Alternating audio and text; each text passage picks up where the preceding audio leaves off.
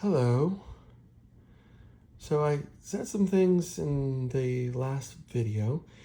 Whatever reason you are doing this, it will eventually come to a place where you will be helping and taking care of yourself, because that's what this does. Through childhood, the teenage years, and into adulthood, this initial motivation to function according to mommy and daddy's intent is inevitably transformed and transferred. When we are young, this compulsion to act in a manner we believe enables us to gain our parents' love and approval is automatic. During our teenage years, this behavior is transformed into a desire to fit in with peer groups. By the time we enter adulthood, this need for external validation becomes cloaked as a desire to appear responsible and to get ahead.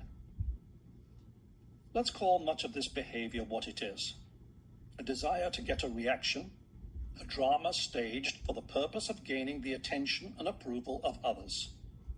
For some of us, this desire manifests as its polar opposite, to not fit in and not get ahead. This resistance is also reactionary, an attempt to seek attention and approval traced to our initial interaction with our parents or their substitutes.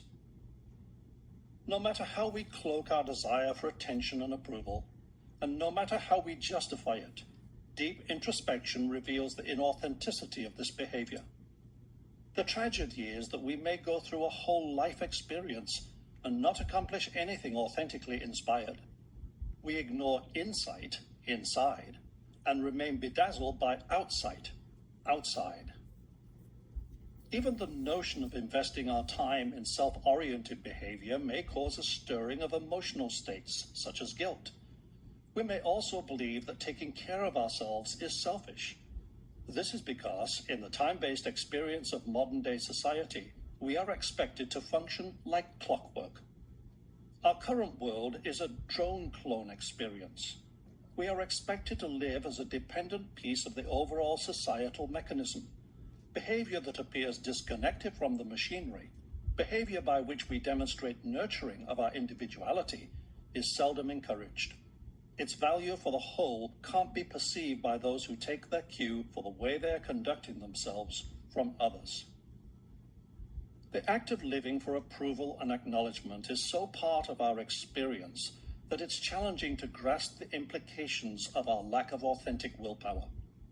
We are seldom given the opportunity to develop the muscle that powers our will to act independently of what we perceive to be happening around us. We seldom realize just how little willpower we have. If many of us were taken out of our present environment and placed alone on an idyllic desert island, with all our heart's desire except the company of other humans and pets, we would likely become depressed and perish. If we didn't perish, we would undergo a profound internal transformation.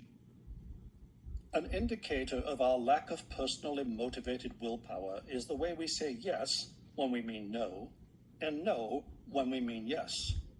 This lack of emotional backbone is a consequence of the fact that our behavior is dictated by our reactivity. If we catch ourselves behaving in this manner just once, it's likely we are unconsciously behaving this way in many other aspects of our life experience. When we say yes when we mean no, and no when we mean yes, we are living for the acknowledgement and approval of others. Accordingly, when we take our first step toward implementing any self-nurturing activity, such as attending to our daily 15-minute breathing practice, we may encounter a wall of resistance. Though the wall is invisible, it may seem impenetrable. However, it isn't. Resistance to our daily breathing practice also increases when we tell others about our intent to enter this work. This is the risk we take when we talk about any work we enter specifically for ourselves. In most cases, we are only talking about it in an effort to gain outside support, to receive confirmation that our effort is worthy and appropriate. When we enter the presence process, at first we may be inclined to tell others about it, disguising our desire for validation as casual conversation. When we behave in this way, we invariably discover that presence has a sense of humor. Presence meets our instinctive desire for validation by placing people in our path who make comments such as, "You have been practicing your breathing? But surely you know how to breathe already, ha ha." Other comments we might endure include, "Oh, I have done this before, it doesn't help. I know this technique already, it doesn't work. Why go into the past? Just get on with your life." I'd love to do stuff like this too, but right now I have to deal with the real world. When nobody Yep.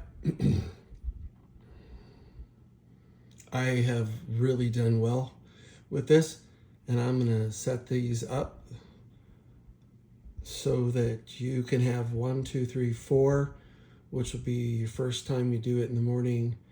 Your second time would be in the afternoon, evening. Third, next morning. 4 will be the afternoon or nighttime. So thank you so much. And they'll be continuously going on.